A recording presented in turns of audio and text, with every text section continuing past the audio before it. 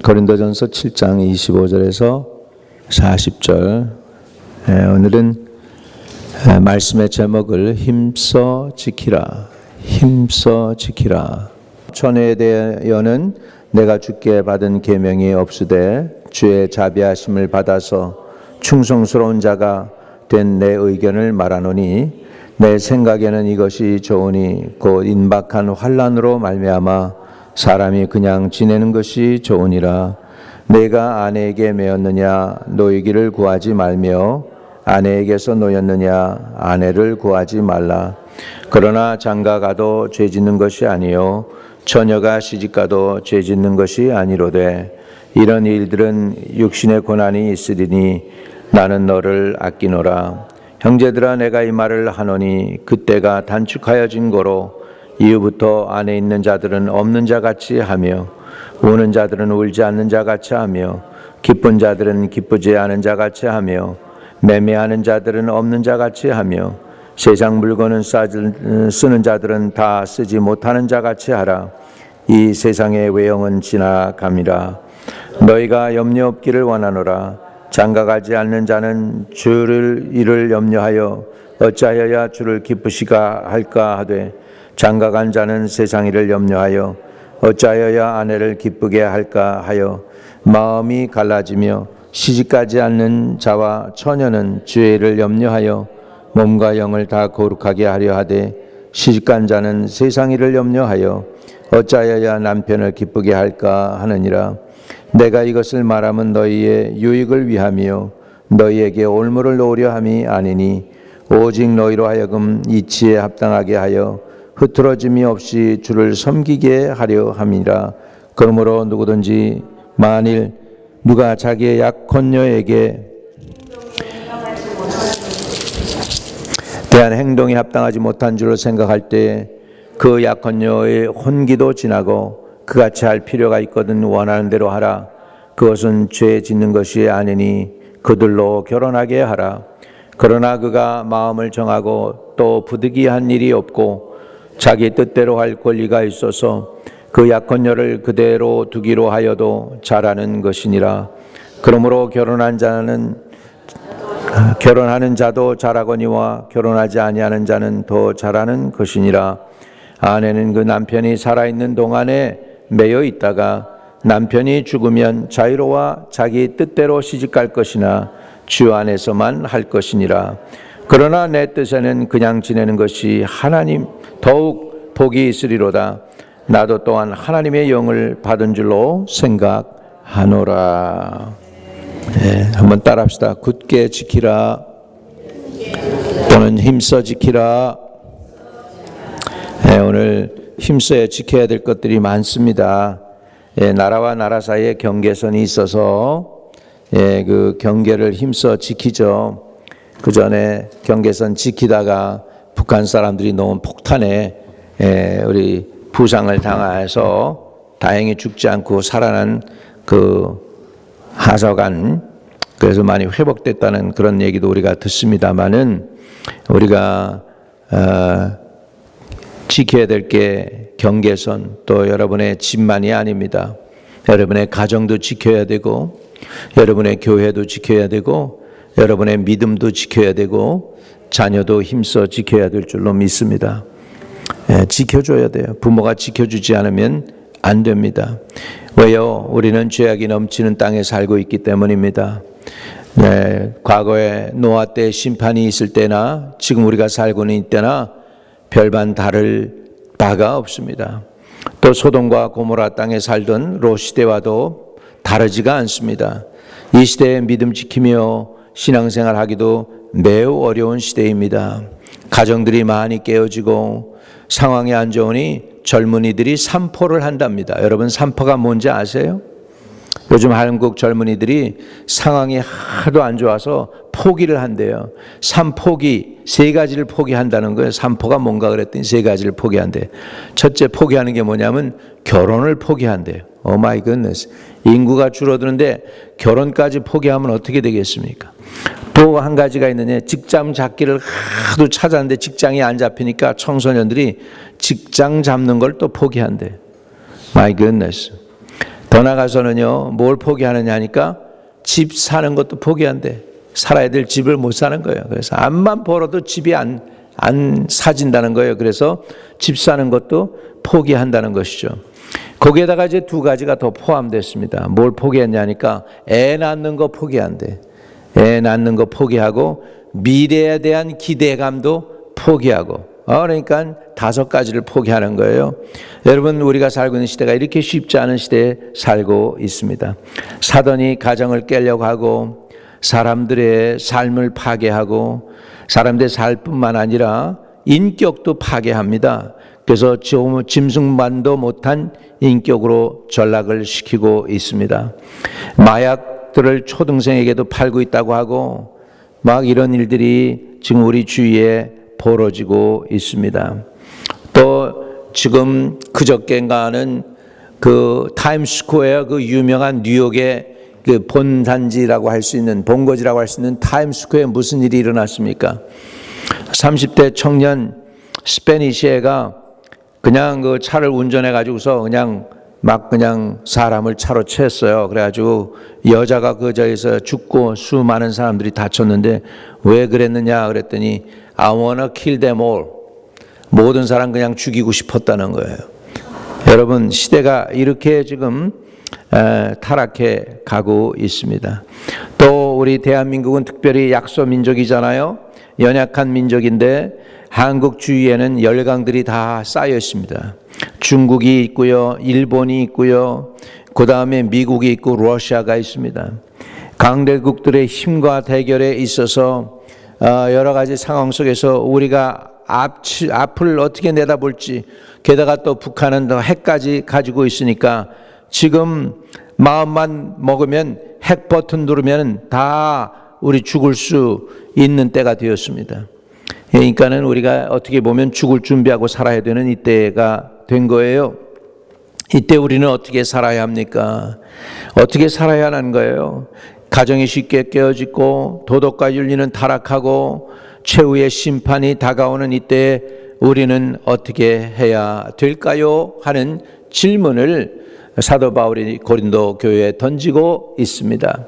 25절에 보면 전해야 되는 내가 주께 받은 명이 없으되 주의 자비하심을 받아서 충성스러운 자가 된 내 의견을 말하노니 내 생각에는 이것이 좋으니 곧 임박한 환난으로 말미암아 사람이 그냥 지내는 것이 좋으니라. 얼마나 삶이 어려운지 임박한 환난이 되기 때문에 처녀나 과부는 차라리 그냥 지내라는 거예요.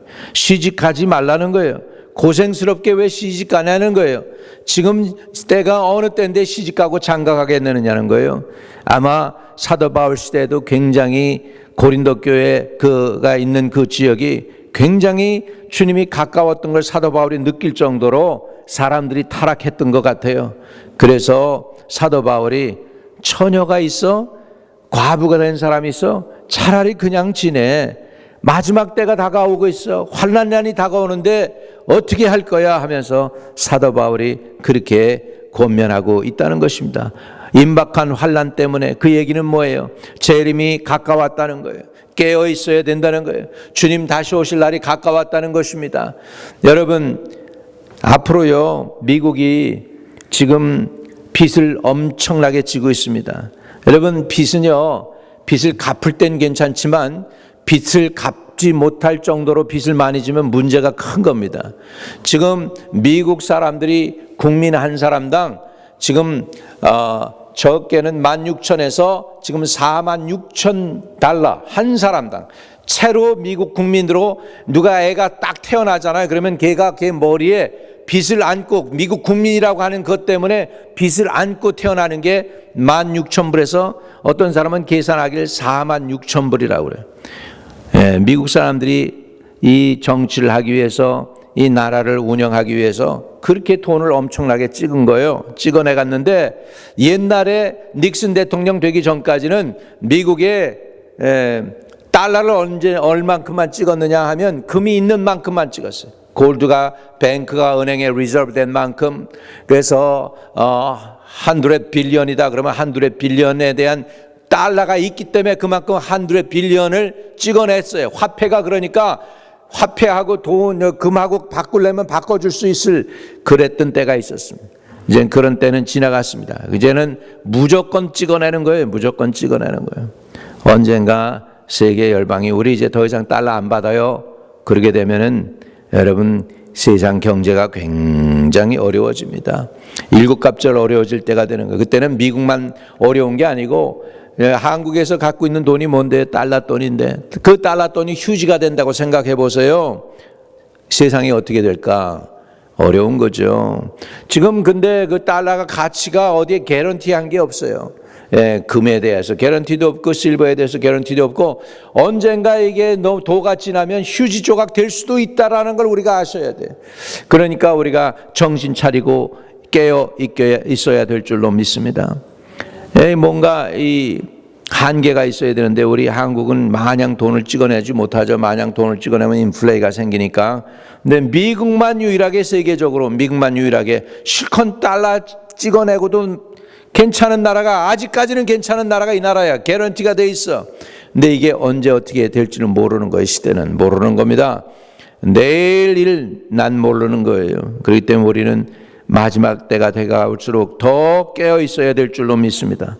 깨어 기도해야 됩니다. 임박한 환난 때문에 차라리 처녀가 있어 시집가지 말어, 과부가 있어 그냥 그대로 살아, 이런 식으로 사도 바울이 이렇게까지도 얘기하고 있는 것입니다. 조금 더 나가서 왜 그냥 지내라고 하느냐, 왜 그냥 지내라고 하냐, 32절과 33절에 보면 너희가 염려 얻기를 원하노라.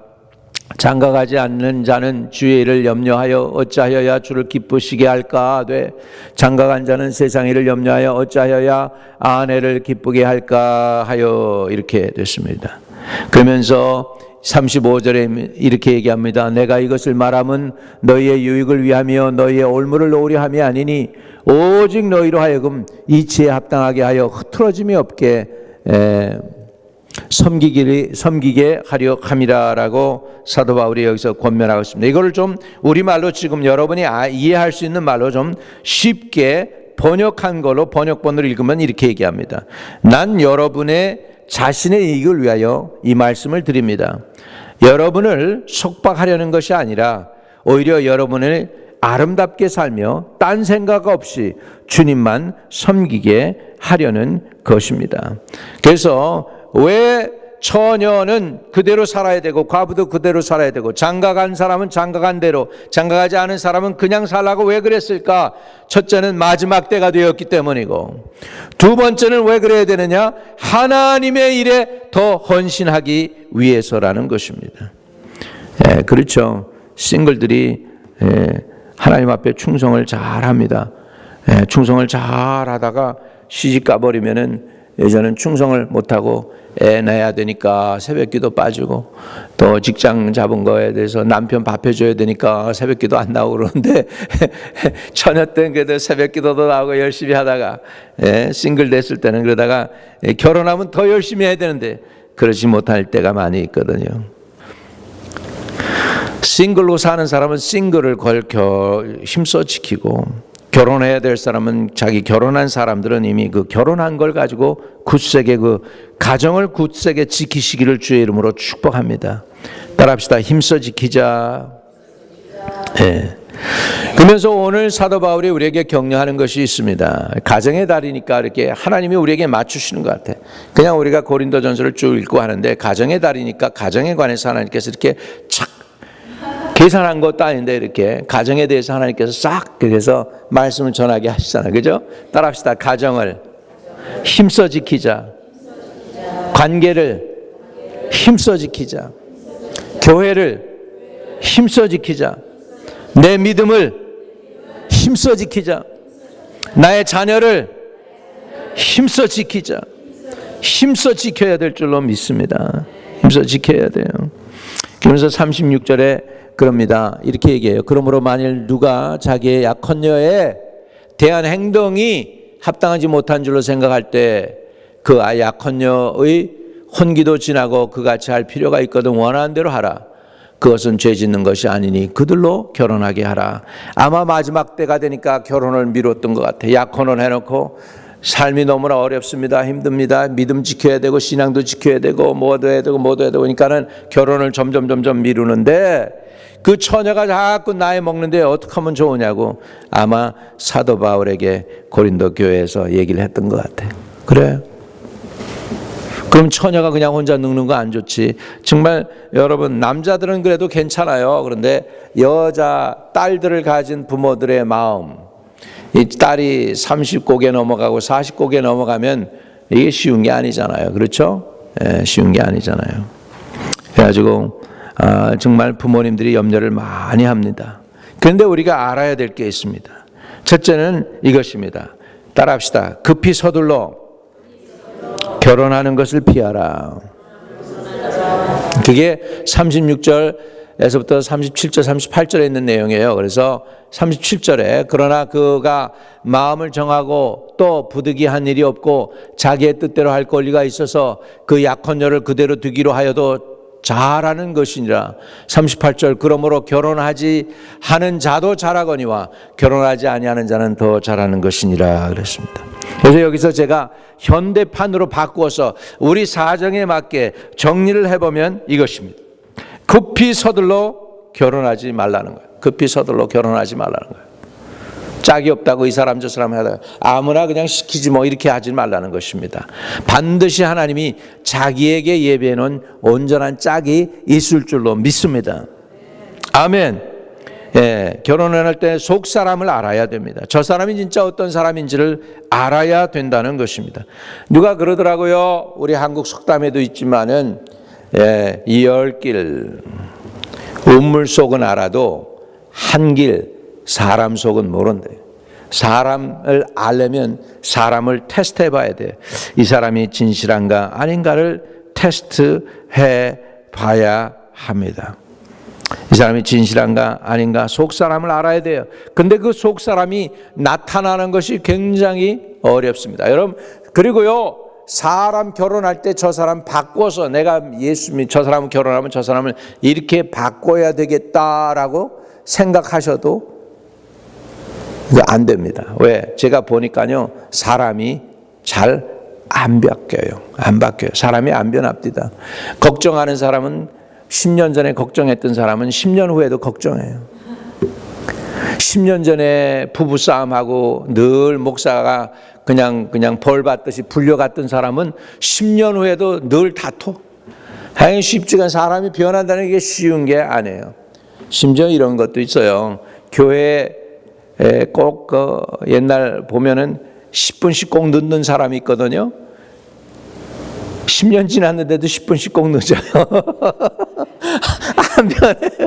안 변해, 희한해요. 안 변해. 사람이 변한다는 것처럼 그게 어려운 게 없습니다. 사람이 쉽게 변하지 않습니다. 그래서 진짜 기적은 이제는 알았어요. 진짜 능력은 뭐냐? 사람 변화시키는 게 진짜 능력이에요. 진짜 하나님의 능력은 뭐냐?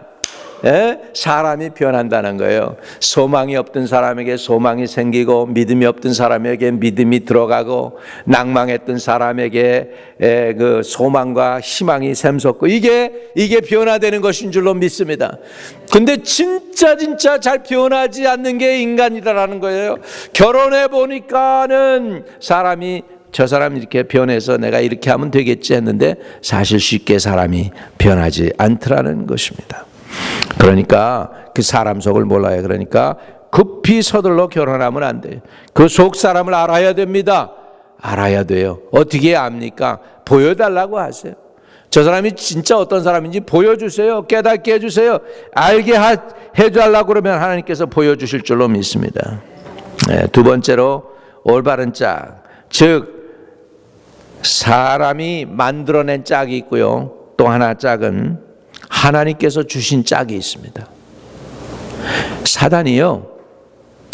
사단이 진짜가 오기 바로 전에 항상 인간적으로 만들어낸 모조품을 꼭 소개합니다. 진짜가 올 때까지 기다리는 믿음, 또 분별력도 얼마나 필요한지 몰라요. 분별력이 없으면 가짜가 올 때 덥석 물어버리는 거예요. 그게 진짜인 줄 착각하고요. 그러니까 우리가 진짜 올바른 짝, 즉 사람이 만든 짝이 아닌 하나님이 주신 짝인지 아닌지를 우리가 분별할 필요가 있습니다. 목사님 그거 어떻게 분별해요? 그러니까 기도해야 되죠. 우리가 사람이 어떻게 알겠습니까? 그러니까 기도해야 되고 하나님께 도움을 구하고 하나님께 부르짖어야 될 줄로 믿습니다. 결혼할 때 이런 마음을 가지고 결혼하면 안 돼요. 그러니까 마음에는 안 들지만은 할 수가 없으니까, 또는 내가 외로운데 더 참을 수 없어서. 그건 또 한 가지, 살다 보면 괜찮아지겠지. No way. 아닙니다. 살다 보면 괜찮아지겠지가 안 되더라는 거예요. 안 되더라는 거예요. 그러니까 우리가 하나님이 예비해 놓은 짝이 있을 것을 믿고 기대하면서 인내하다 보면 가장 맞는 사람을 하나님이 준비해 주실 줄로 믿습니다.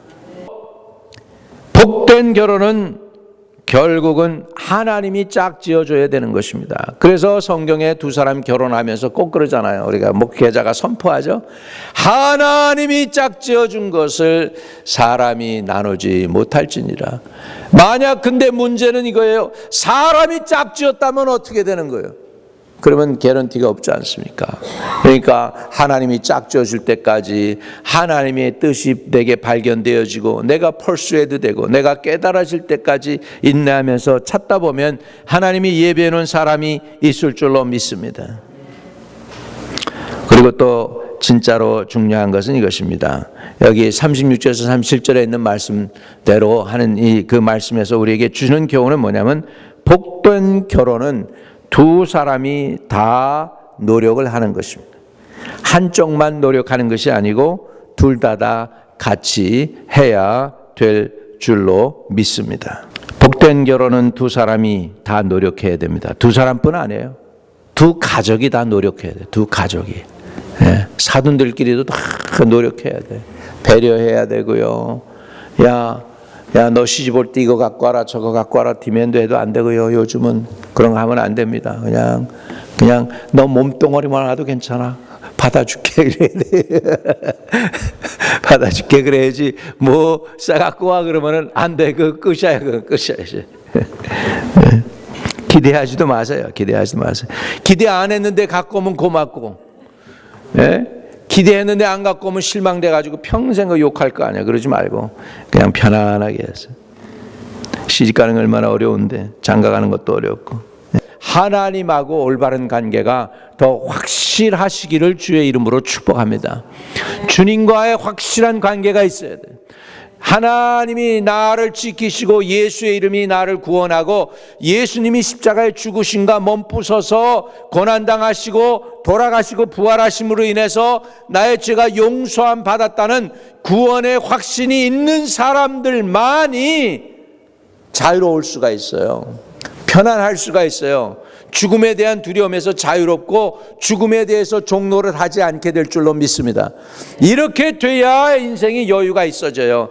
너 왔느냐 아들아, 딸아 너 왔느냐, 며느라 내가 왔느냐, 이렇게 여유가 있는 사람이 돼. 이제 천국이 맡아졌으니까, 보장이 됐으니까.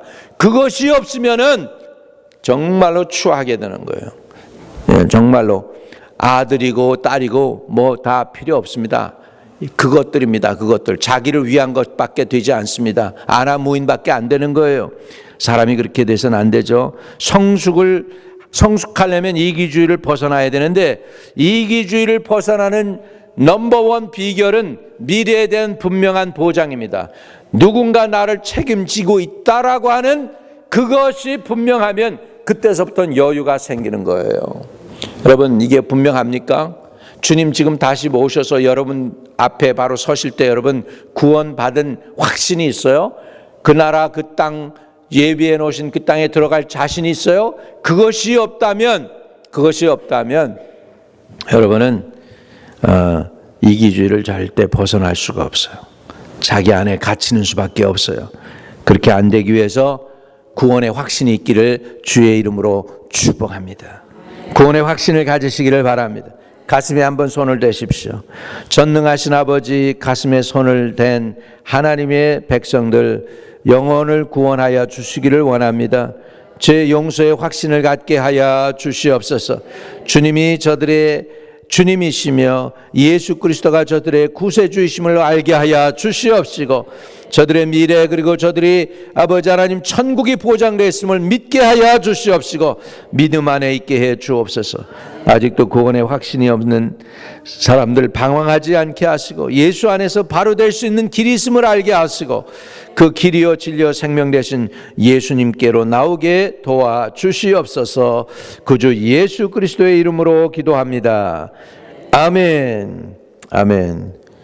두 번째로 행복한 관계 또 행복한 가정을 이루는 방법은 서로 존중하는 것입니다. 서로 존중하는 거예요. Mutual respect입니다.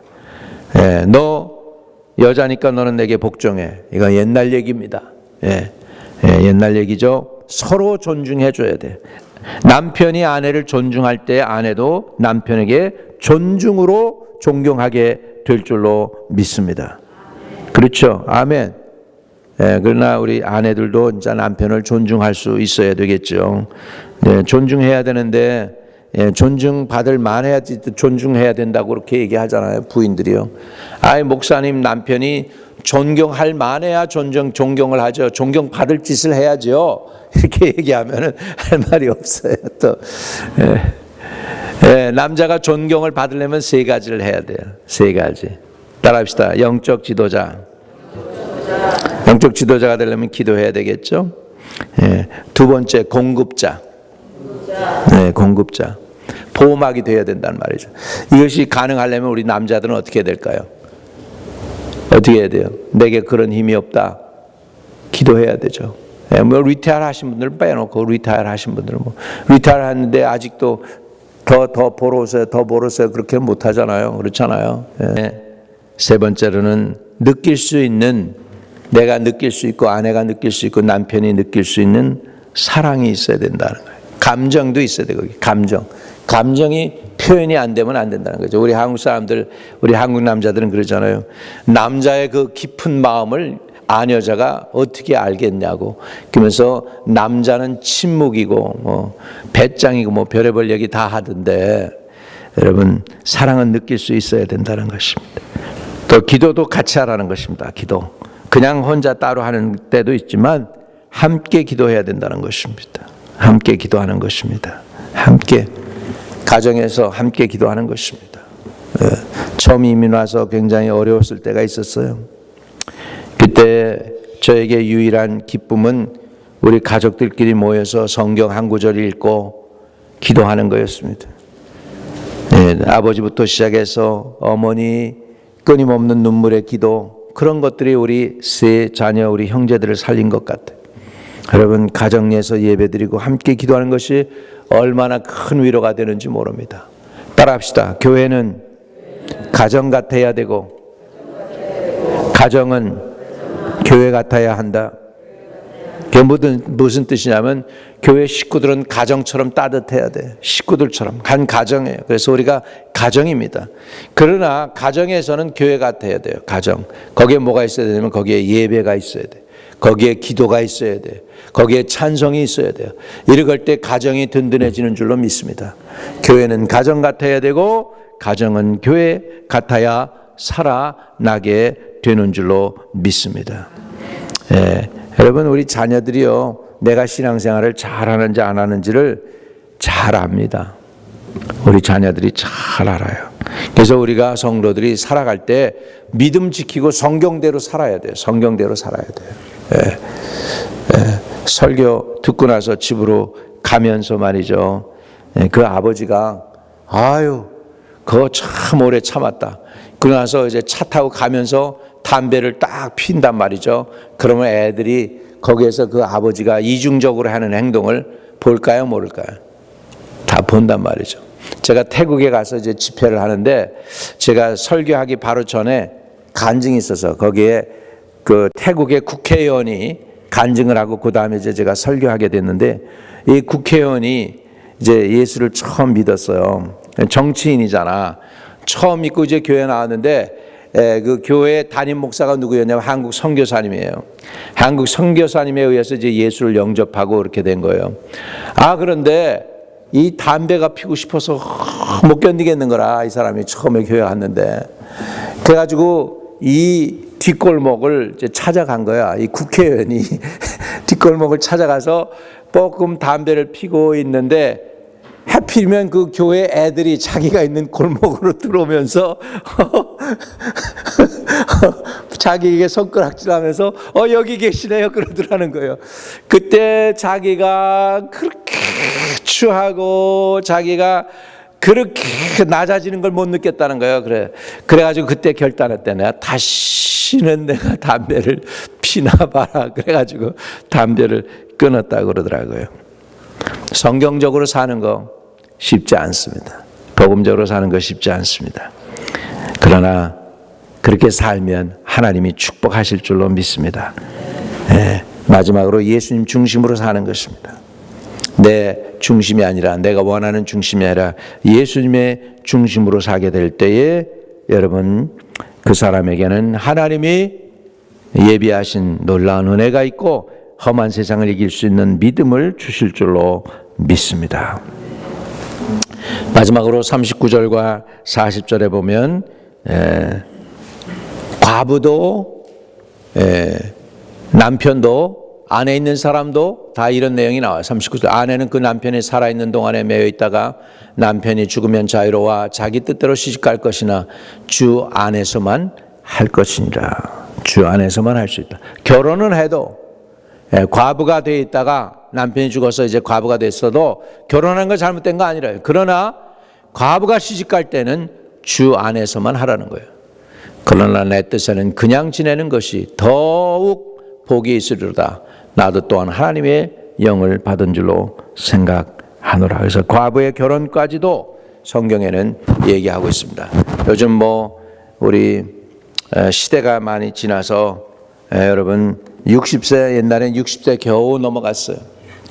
이스라엘 그 뼈를 찾아보면은 평균 30 몇 살이에요. 이스라엘 사람들이 산 평균 수명이. 그 뼈를 보면, 고고학자들 참견. 여러분 지금 60 넘어가지고 지금 70, 80, 90 내다보고 있는데 복 많이 받은 줄 믿으시기 바랍니다. 더 하나님께서 더 건강 주셔서 오래오래 사시되 하나님 중심으로 예수 잘 믿는 분들 되시기를 주의 이름으로 축복합니다. 눈을 감겠습니다. 기도합니다. 하나님, 우리가 우리의 가정을 힘써 지키게 해주시고 우리에게 주신 하나님의 교회를 힘써 지키게 해주시고 우리 개인적으로 우리의 믿음을 힘써 지키게 하시고 더 나아가서 기도함으로 우리 자녀들도 힘써 지키게 도와주시옵소서. 좌로나 우로나 치우치지 않게 하시고 힘써 지켜 하나님께 영광 돌릴 수 있는 하나님의 백성들로 든든히 설 수 있게 도와주시옵소서. 예수 그리스도의 이름으로 축복합니다. 아멘.